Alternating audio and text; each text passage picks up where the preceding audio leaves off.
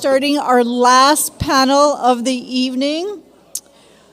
You're in for a treat. It's this very informative panel. I know I've been looking forward to it. Transforming challenges into opportunities, navigating brownfield redevelopment from a developer's lens.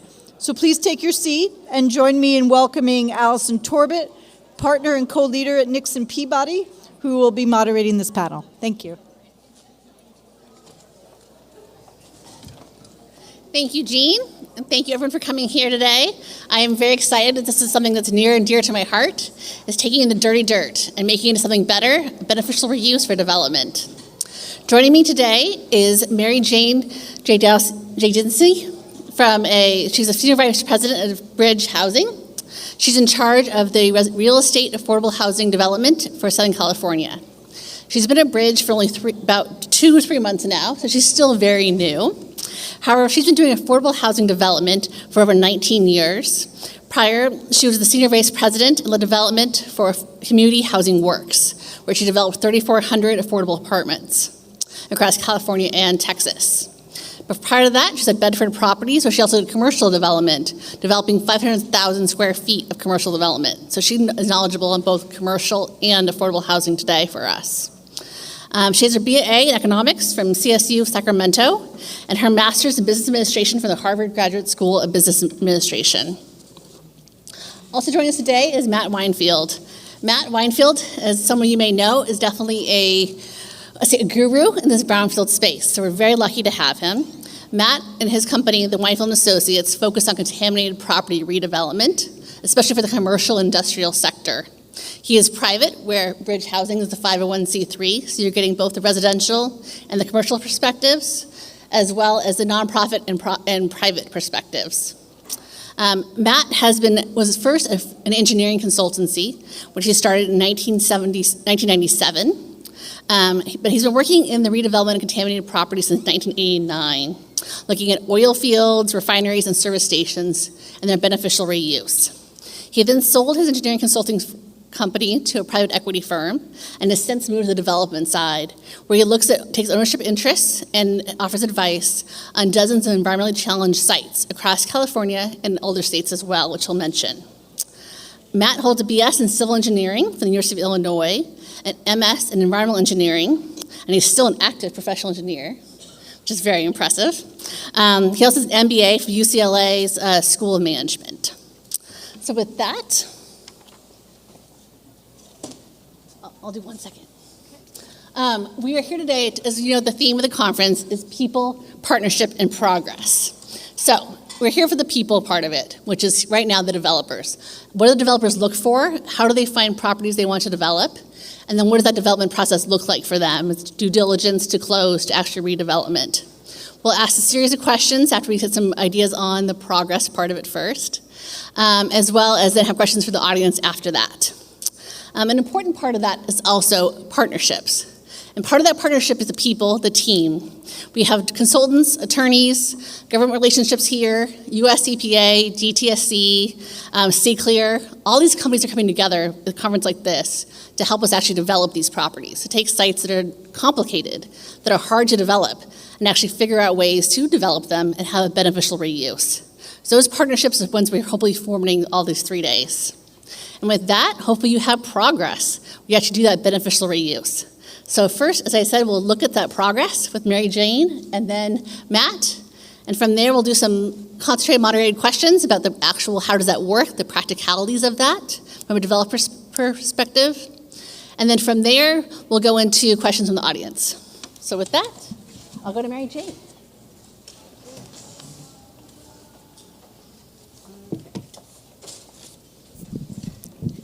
Good afternoon. Just this, and then you get to happy hour. All right, let me make sure I've got it going the right way.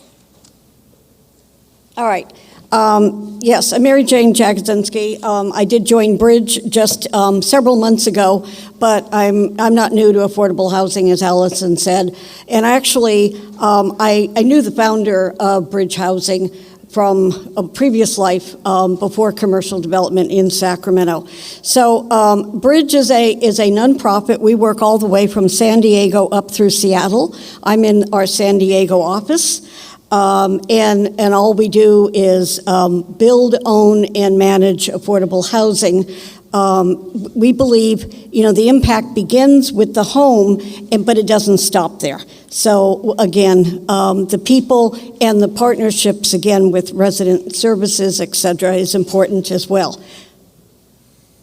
This is just a little bit more about our scope, but I'm going to pass by that and go right to this. Now, we've heard several panels today talk about affordable housing, and it's a layer cake, so this diagram somewhat helps. We're not going to go through it, but, we have a mortgage, we have typical kinds of funding that any other multifamily has. Our equity typically is coming from federal or state low-income housing tax credit equity with an investor, but those are not enough alone, and there's gap finance. So that's where the layer cake comes in, both local and state funds, et cetera, or it can be grants. We say in affordable housing, all the good sites are already taken, certainly in California. The easy land has been taken, so relooking at sites that are flat and maybe have potential but have been contaminated is definitely an important thing from multiple levels. This is a couple of bullets about our financing. But we need to point out also that there are incentives in our equity finance to actually remediate. So that's an important thing as we assemble our finance. At the same time, some of the programs that we work with now are really not focused on revitalized or areas. They're looking at high opportunity areas, which makes a lot of sense. You want to have affordable housing in communities that have great schools and that provide a lot of benefits for next generation success. So we have kind of competing demands of reused land as well as things that are looking at communities that have a lot of current opportunities. This is not a bridge project. This is one I did previously when I was at Community Housing Works, and I'm just showing this as a revitalization and equity. This is National City. A very impacted community from air, soil, water, etc. And this project is 201 units on one side, and a park. When this aerial was taken, the park was not yet constructed. On the other, it straddles a blue line stream called Paradise Creek. And it's actually it's an example of something that affordable housing can actually be a catalyst for revitalization, as well as something offering environmental and economic justice to the community, which was very important to this community. Now, I'm going to show the next couple of slides that are all bridge housing projects. This is called COM22. It was a Phoenix Award winner in Region 9, EPA, and it is a partnership with the San Diego Unified School District. It had a leaking underground storage tank, et cetera. Working with our environmental consultants, they were able, as well as burn ash, and they were able to actually look at some ways that save time and money. And today those are pictures during the progress. And this is kind of the after. It's actually a master plan with 2 different sites. 130 family, which means it's eligible to any age, as well as 70 that are restricted to seniors. It's transit oriented, and so it's a really beautiful intergenerational community. Another opportunity is, we've talked a lot today here about reuse of publicly owned vacant sites, and this is a development we have under construction right now in Little Italy, downtown San Diego on Kettner. The photo on the right is actually a rendering. The 8th story is a seniors development under construction, so that's a rendering. And the high rise next to it is also a rendering that has not yet broken ground. That will be a market rate. So that was a partnership on land owned by the County of San Diego, and in fact immediately adjacent to their county garage. But again, and this is again another example of publicly owned, but again, you've got the partnership because we are partners, not through ownership, but through other financial arrangements with the adjacent multifamily market rate. Another opportunity is reusing private land. Just making sure I've got the right slides down here. This is actually a bridge project that is still in pre-development in Berkeley and San Pablo. The bottom picture on the left is just some of the project team assessing the site, prior gas station, auto repair, all the usual. And so pre-development, the one on the right is actually a rendering. And I think they're saying wrap up, but this is my last slide. This is actually a reuse of an impacted master plan, and this is a really transformative project in the Portland area, not EPA District 9, but District 10. Bridge acquired the site in 14, it was completed in 16, 128 family apartments. It's part of a former rail yard, the Hoyt Street rail yard. It had been a woolen mill, it had all sorts of contamination, and it's a real signature project called the Abigail. So lots of things to talk about, and our next panelist is going to give you a different perspective, and then we'll be here for questions.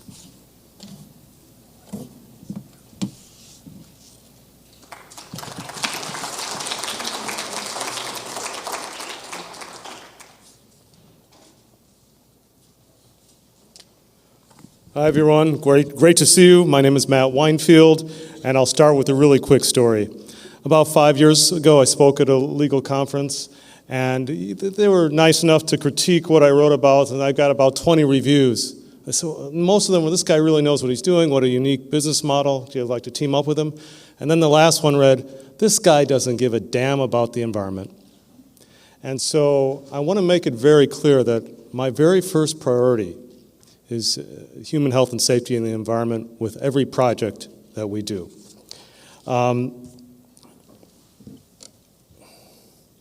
So what are the kind of projects we like to tackle? We love gas stations. We love strip malls with dry cleaners and heavy industry, warehouses and the like. The dirtier, the better. I wake up thinking of dirty dirt. It's really a sickness. And having said that, I know better than to compete with the majestic developers, the Rexfords of the world. So our sweet spot is these smaller sites with a clean, appraised value of $2 to $20 million. And no typical appraisals don't include the environmental. So when I say clean value, that's appraised value, I mean clean value. And I don't have much time, so I'm gonna jump right into a couple case studies. And see this inequality here, 600,000 plus 1.7 million is greater than 2 million. Why did he write that? Well, the appraised value of the property was $2 million, and the poor seller had already spent about 600,000 remediating it. This is a former industrial dry cleaner and launder, as you see right by the plumes. And then if you go down gradient, there's actually a high school. So we went in there and we said, well, it's probably about another 1.7 million in remediation costs. This is a real risk. There's active agency oversight that are demanding things. Things are late. There's a cleanup and abatement order being issued for the site. Why would you invest in this? Well, we took a risk. We conducted an insurance archaeology. We found some old pre-1986 policies that had comprehensive general liability policies that didn't have pollution exclusions. AIG is now cleaning up the site. I'm really glad we bought it. So those are the types of things we do. It's sometimes an environmental assessment remediation cost estimate versus value of the site. Sometimes it's you're buying a lawsuit. Those of you who know me well know that I like to salsa dance. Why is he talking about salsa? Because I was driving to my favorite club in LA and I passed by this dilapidated looking site and I stopped the car with my friends in there and said, Winefield, what are you doing? I said, look at the site, it's beautiful. They didn't see it. I knew the broker who was selling it and got some information. They had been remediating the site for 15 years. They had accrued $1.5 million of remediation. I, with near 35 years of experience, said this is going to take another $800,000 to remediate. It took another $1.6 million, so I was off by a factor of 2. So much for knowing what I'm talking about. So it was about $2.7 million in remediation costs, or actually more than that, what am I saying? We didn't get an NFA letter. As we were concluding our work, concluding in quotes, we found one, thank you, hit of PCE at 2,800 micrograms per cubic meter, oy vey. So we found a developer who was going to take it from that 5-yard mark, and he had to excavate soil in that area anyway, and he did. And this is me sneaking by the site the other day. You can see this is just 2 weeks ago. We've got the retaining walls, all sorts of excavation, PCE impacted soil removed, and this is the rendering of the multifamily housing that they're expecting there. If you want to read about these projects, I've gotten some pretty interesting press. I'm going to give you a teaser. If you look, and you can look at it now, winefieldinc.com. Come on, I know you want to get on your phones. Everyone wants to.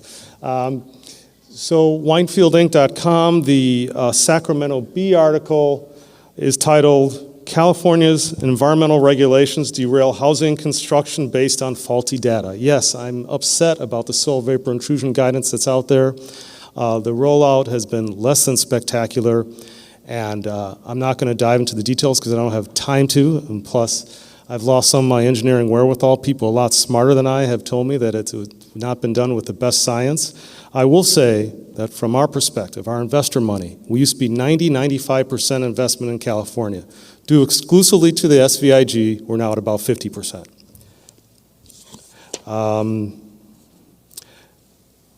I think I'm wrapping up pretty soon here, but everyone's got a podcast, so I had to have one. I was going to call it Winefields, Brownfields, but that was a little too cute, so we settled on the Brownfield Brain Trust podcast. We have about 15 episodes on subjects ranging from environmental justice, vapor barriers, attenuation factors, NFA closure rates, suggestions to streamline site closures, interviews with environmental attorneys. I've got a state senator on there, and sometimes I just want to pontificate. So it's a fun place to do that. Closing up now. Brownfields are not for the faint of heart. They keep me up at night, but they're really exciting projects. I feel like I'm giving back to the community. I tried an early retirement, it didn't work, so I got into this. Just too much time on my hands, and this is fascinating. The high risk, high reward ventures, you deal with insurance, environmental treatment, real estate syndications, real estate finance, development. It's like being in a playground. We are proud of the fact that we're providing significant public benefit, and looking forward to the questions. Thank you.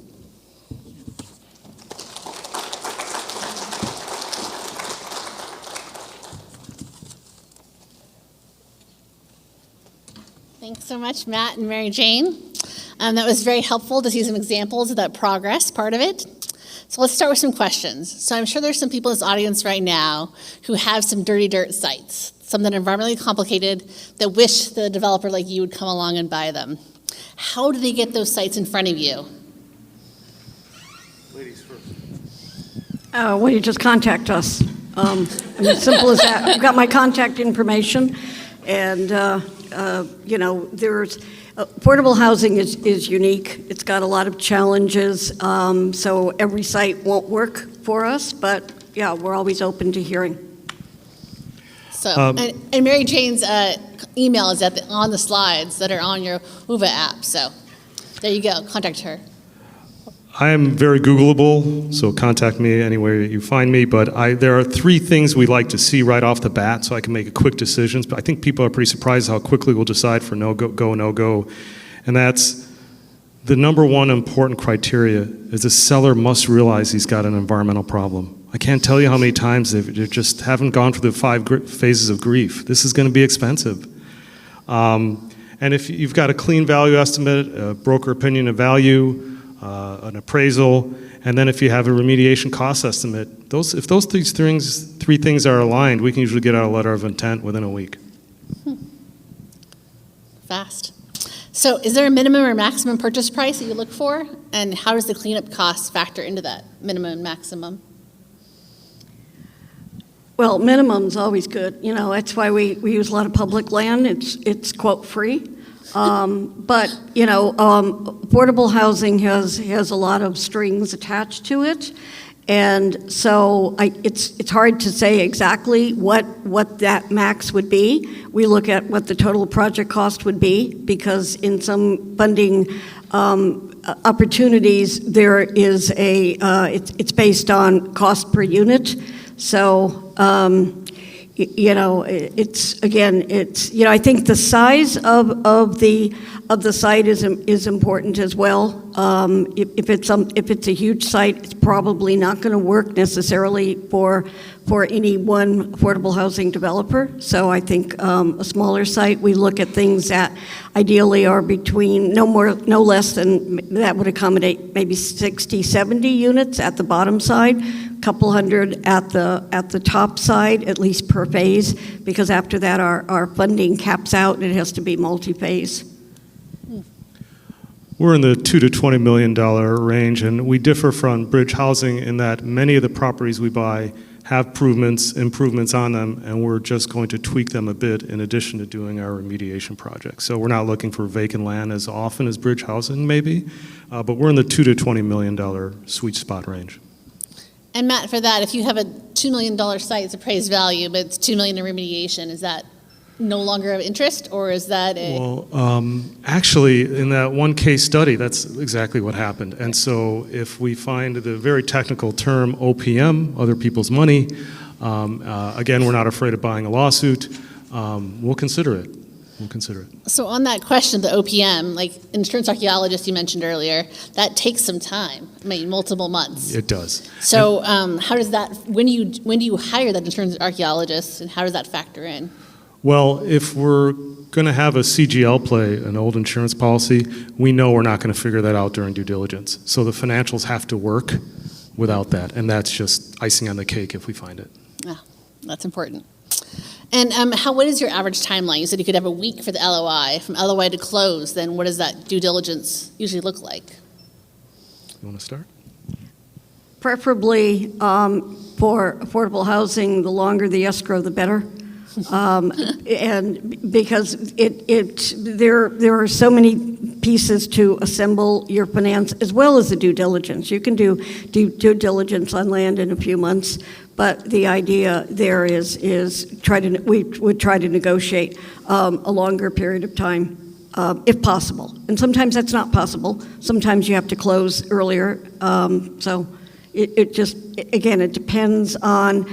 You know, we look at sites that are financeable, and financeable in my world is different than market finance necessarily. It has to do with a 18-dimensional financing structure, again, of where are bonds or tax credits, where can you quote point out for the best, and so, you know, we have to look at that size, community, all those kinds of things. So it's hard to just make one. You know, it's not that cookie cutter. And so, Mary Jane, what I'm hearing between the lines there is like that could easily be a year, could even be multiple years on occasion. Yeah, and at Community Housing Works, I mean, we've closed land in 6 months, and we were able to negotiate, you know, a much longer escrow of a year and a half or 2 years before we had to take it down. So again, by that point, you know, you've invested a lot of pre-development, clearly, but you also have some assurance that it's financeable for the type of financing we need to do. Matt? I wish I had 6 months plus, but unfortunately, our sellers have typically been out to market, and they've gotten all these letters of intent that say we'll close in 30 days due diligence, was 15 days close thereafter, so 45 days total. And then they run into a bad phase one, and they say, Winefield, will you buy it? I say, yeah, but I'd like 3-4 months for due diligence, and the seller is so used to seeing 45, so we have to come down. So our general mantra is the more data you give us, the more data that's available, the tighter the due diligence period is going to be. Having said that, we average about 60 days due diligence plus 15 days close, so 75 days. Having said that, we just set a record we issued a proposal where we said we'd close in a week. It's crazy. I can't tell you why until we close escrow, but we're pretty confident. I mean, that's probably a unicorn there. I mean, definitely can't do a phase 2 in that time. So you must have some pretty good delineation and characterization already in place. Let's just say it's a very good deal. Congratulations. He hasn't signed. For bridge housing, what role does environmental justice play in your decisions when you look at site selection? Well, environmental and economic justice is really part of what affordable housing is, I think. At the same time, again, it has to be financeable, and good intents have to translate into something that you can actually put the roof on. So it's, as you saw, in a project that was another nonprofit that was largely city-owned land, that was a textbook of working strongly with a very active community, getting their input and really addressing very long-term need for justice in the community of National City. So those are wonderful examples. Bridges, doing projects in Jordan Downs, in Potrero Hills, in San Francisco. All of these are very important. But that's typically usually publicly owned land. Again, we're talking here about there's many ways for building new. Is it publicly owned? Is it inclusionary as part of a new development? Is it land that we source ourselves, as I showed you that the smaller site in Berkeley? So again, we're really looking at also quality of life for our residents. Where would you want to live? Where would you want your family to live? What kind of amenities? That said, sometimes revitalization, you're the catalyst, you're the first in the neighborhood to totally change the character of a neighborhood. Well, I can't add to that. That was perfect. There's nothing more important than environmental justice, I would say, for these projects. And I think it's important to realize that beyond that catalyzation and revitalization of the neighborhood, you're also still improving the environmental condition of that neighborhood. I mean, you're still coming in and doing some excavation remediation where it hasn't been happening before and taking away those blighted sites. So when you're looking at that due diligence window, you had talked about a phase 1, phase 2, you mentioned economic forecasting, insurance archaeology. What else is in your basket? And is it important that the seller creates that, or does buyer create it? It goes back and forth. It depends. Matt? I've got an it depends. So our general rule of thumb is the more data you have, the more specific we can be with our remediation cost estimate. If you don't have a lot of data, I mean, our range is going to be huge, and there's going to be a huge discount. But there are some instances where, for instance, when we buy strip malls, dry cleaners are going to be contaminated 90+% of the time. And we'll dive into this later, but there are insurance instruments that'll protect the buyer.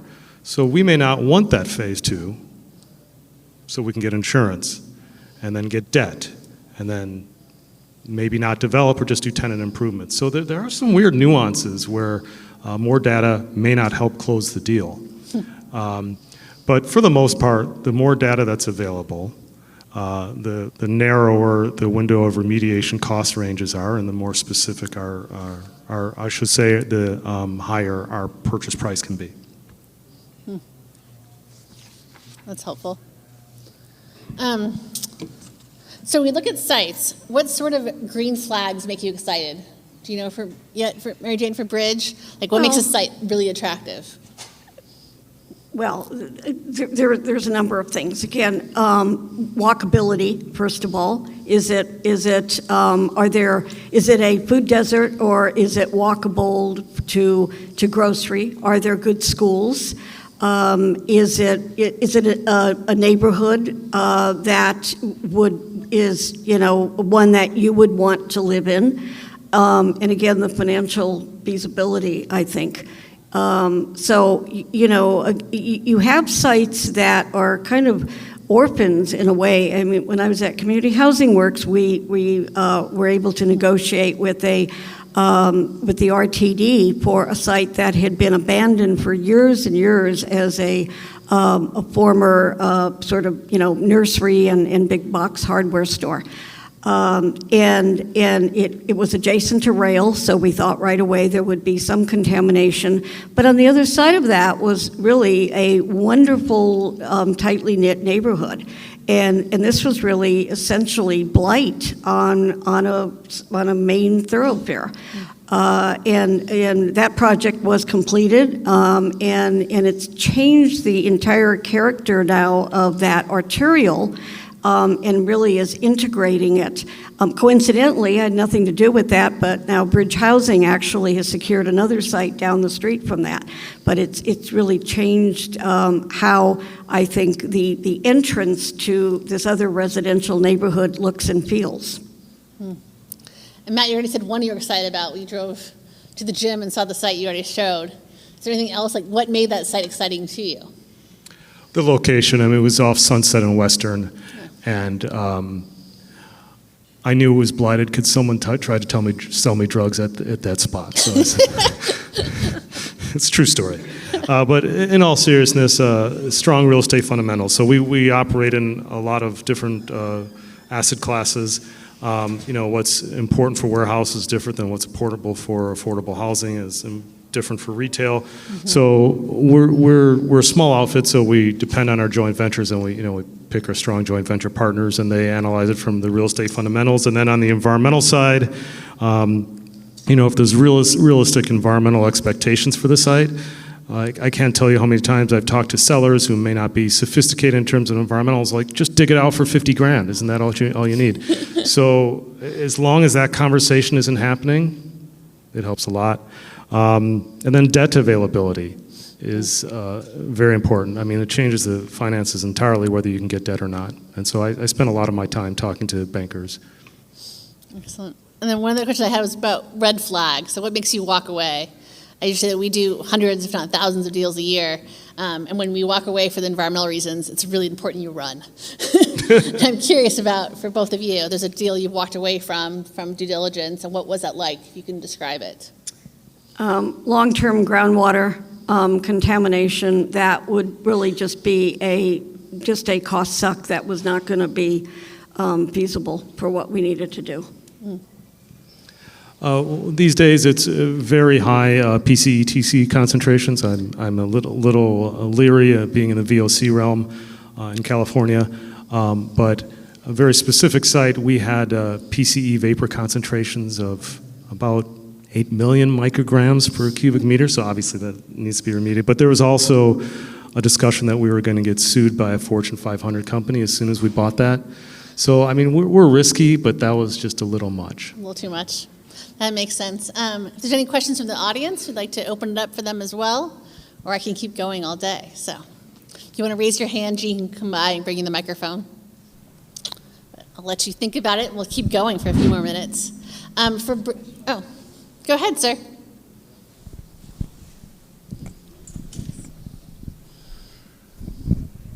Matt, you are just mentioning basically gas stations and dry cleaners. Do you go after sites with other problems? Lead we love contamination? warehouses. Love them.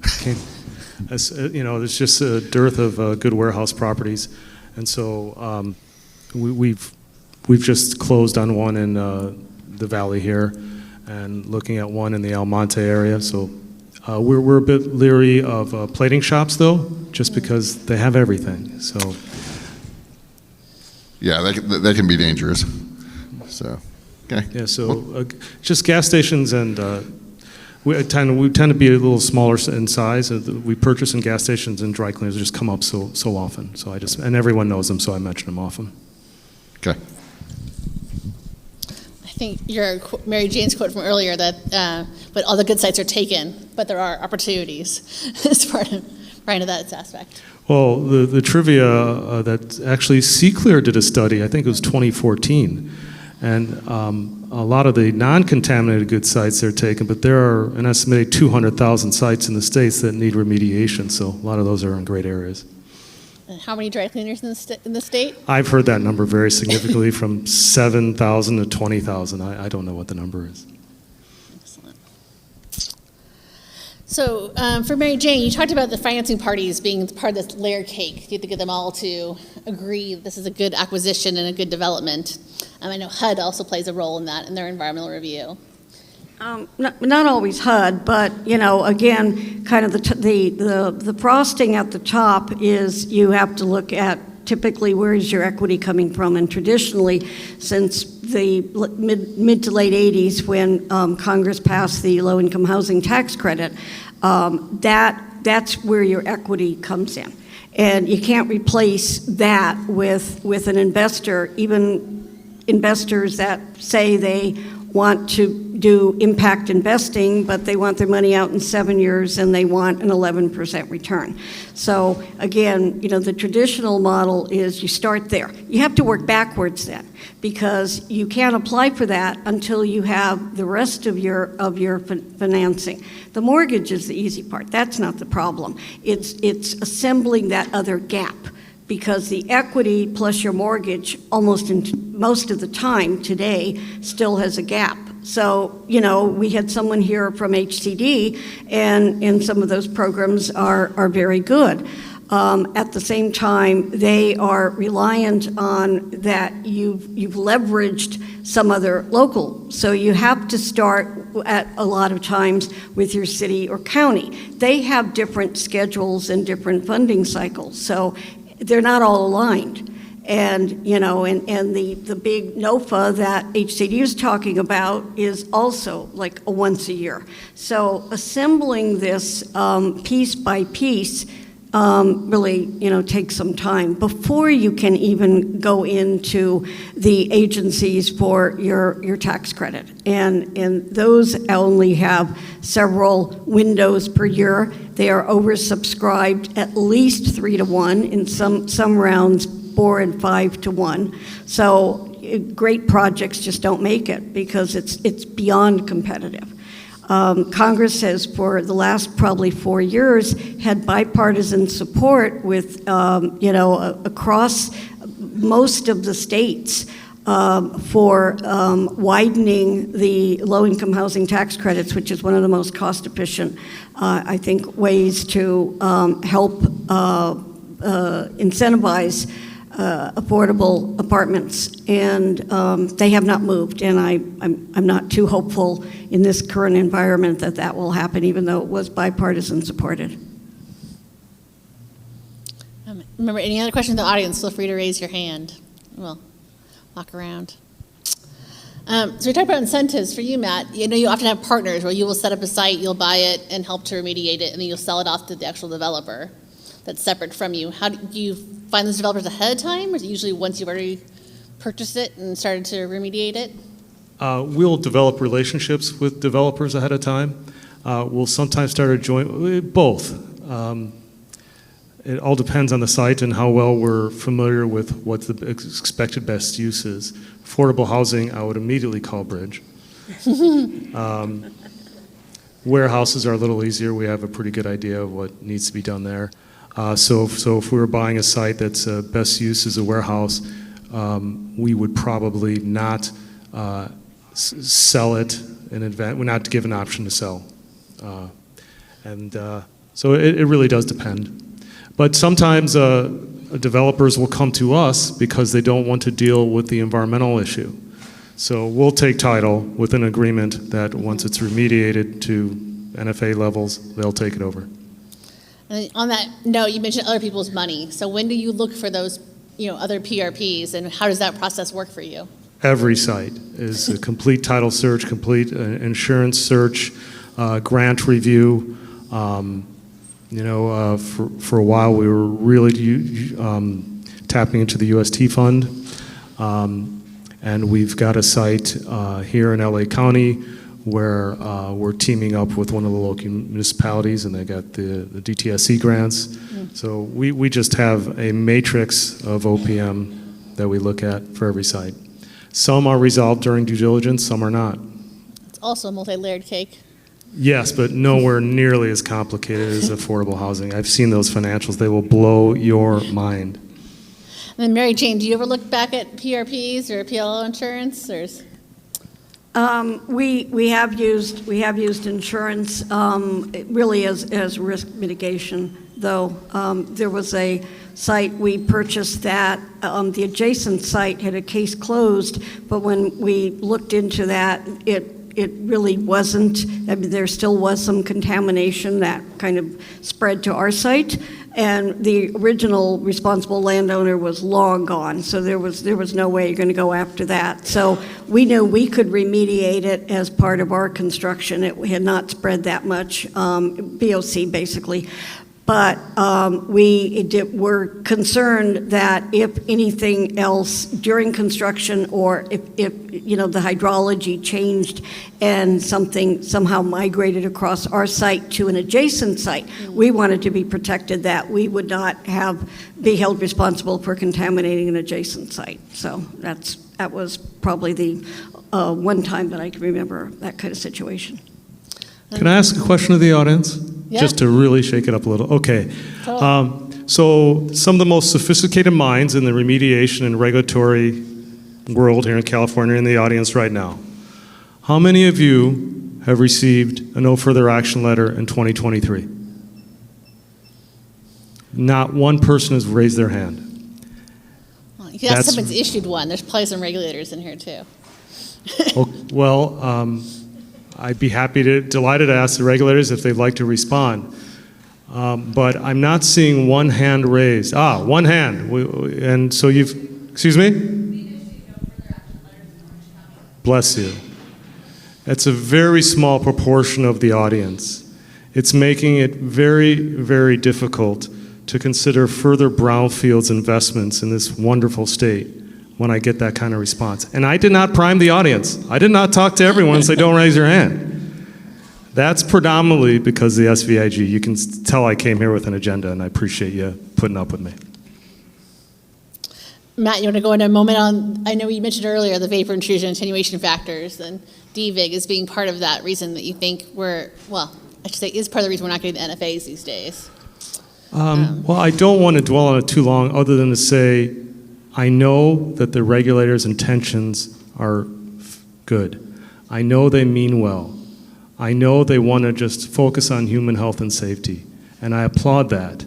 But there's good science out there telling us that we can use site-specific attenuation factors, that there are multiple lines of evidence that should be issued and made more clear, that the 0.03 attenuation factor is not a cleanup level, and that things shouldn't change from regulator to regulator. I mean, I shouldn't have to be like judge shopping or as lawyers do, looking for the right project manager.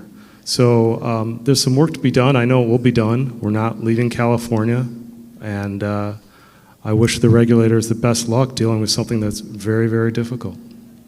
And I think an important part of that is talking about people, partnerships, and progress, to bring back the theme of today, is that we are having this conference here with this US EPA, DTSC, and CCLEAR have come together to talk about these issues, which are controversial. And as you say, you're giving a damn with the environment. We do, and you're trying to clean it up, but to actually redevelop sites that are blighted.